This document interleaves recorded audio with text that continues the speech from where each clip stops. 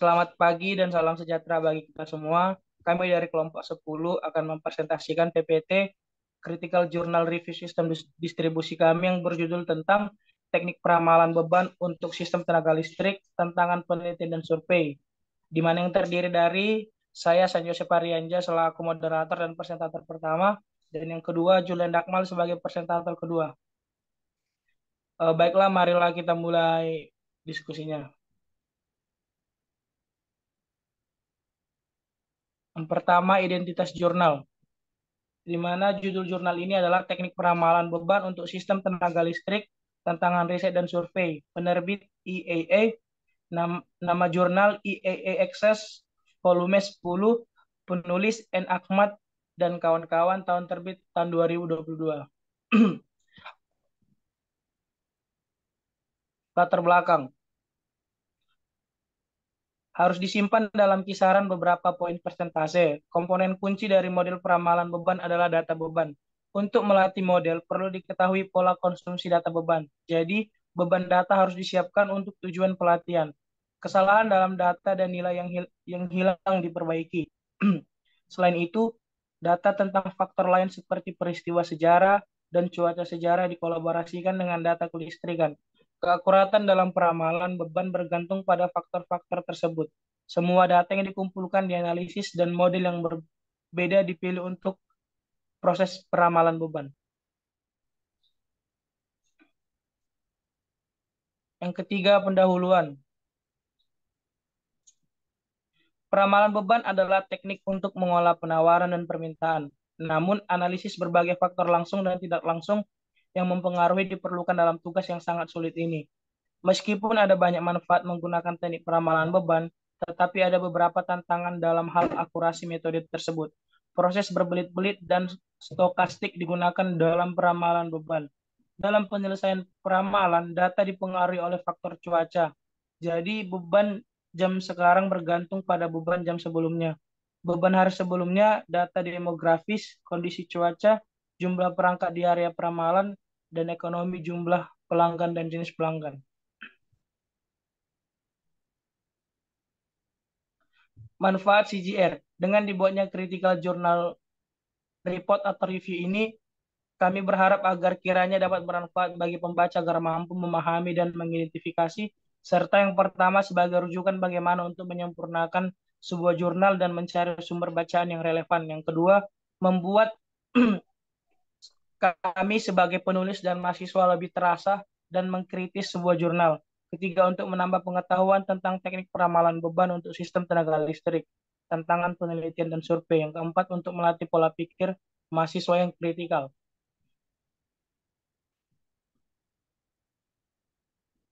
Empat, aspek peramalan beban. Ada beberapa faktor yang mempengaruhi peramalan beban. Yang pertama, faktor cuaca. Dalam domain peramalan beban, variabel independen adalah cuaca yang mempengaruhi konsumen pertanian dan rumah tangga. Perilaku konsumen dipengaruhi oleh cuaca. Misalnya pada musim dingin dan panas, konsumsi listrik meningkat karena menghidupkan dan mematikan perangkat pendingin dan pemanas. Yang kedua, faktor waktu. Faktor penting dan kunci dalam peramalan beban adalah waktu. Mengamati kurva beban dari banyak stasiun jaringan dan menyimpulkan bahwa kurva beban memiliki sifat siang hari, hari kerja, minggu dalam sebulan, dan juga bulan musim. Yang ketiga, faktor ekonomi. Kesempurnaan peramalan beban ditentukan oleh tingkat pengaruh seperti deskripsi perangkat, perilaku pelanggan, populasi lokal, kompatibilitas peralatan, dan tingkat pekerjaan. Faktor-faktor tersebut harus dihitung untuk prediksi peramalan jangka panjang di daerah tertentu karena permintaan dan pembangkitan tambahan beban mempengaruhi pemilihan model serta perolehan data. Yang kelima, model peramalan. Model peramalan terbagi atas dua. Yang pertama, metode ekonomi dan model deret waktu. Metode ekonomi, data historis terbaru digunakan untuk menyusun perkiraan ketika konsumsi listrik di sektor industri, perumahan, komersial diukur sebagai fungsi ekonomi, cuaca, dan faktor lainnya. Ekonometri bermanfaat karena memberikan informasi yang komprehensif tentang permintaan di masa depan. juga mengapa permintaan di masa depan meningkat dan bagaimana hal itu dipengaruhi oleh berbagai faktor. Model deret waktu. Evolusi beban dianalisis dengan metodologi deret waktu untuk menemukan atribut dinamis beban dan menyimpulkannya untuk masa depan melalui alat matematika. Jadi menguntungkan untuk memecah beban menjadi konstituen dan memperlakukannya secara terpisah. Baiklah, slide selanjutnya saya serahkan kepada Julian Dakmal. Baik, saya akan melanjutkan presentasinya. Nah, di sini ada jenis peramalan beban berdasarkan waktu. Atas dasar cakrawala waktu, ada 4 kelas peramalan beban. Penerapan algoritma pembelajaran mesin yang berbeda berdasarkan 4 kelas, yaitu ada VSTLF, STLF, MTLF, dan VSTLF. Kelas peramalan beban yang populer adalah PSLTF. Nah, beban masa depan diperkirakan oleh beban masa lalu di VSLTF. Jadi banyak faktor termasuk informasi lahan bekas, ekonomi dan suhu dapat menjadi pilihan. Skala waktu atau cakrawala waktu adalah periode waktu yang diperlukan untuk menghasilkan perkiraan. Nah, di sini ada grafik jenis peramalan beban berdasarkan waktu.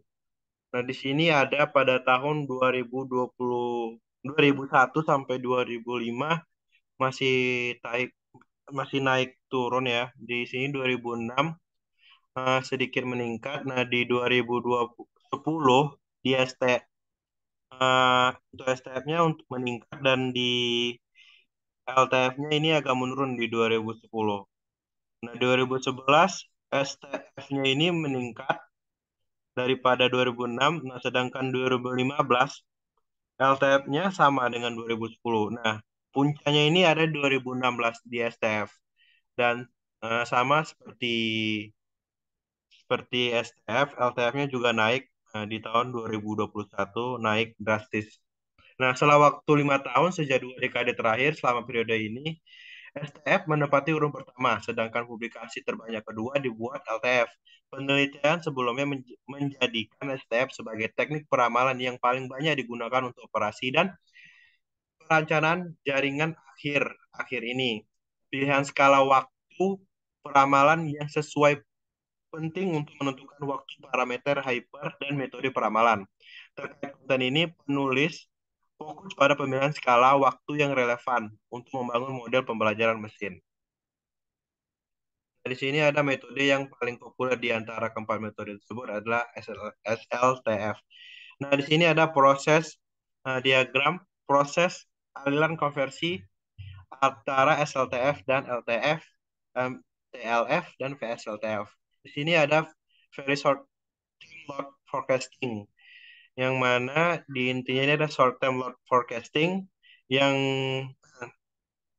bercabang ke long term load forecasting dan medium term load forecasting.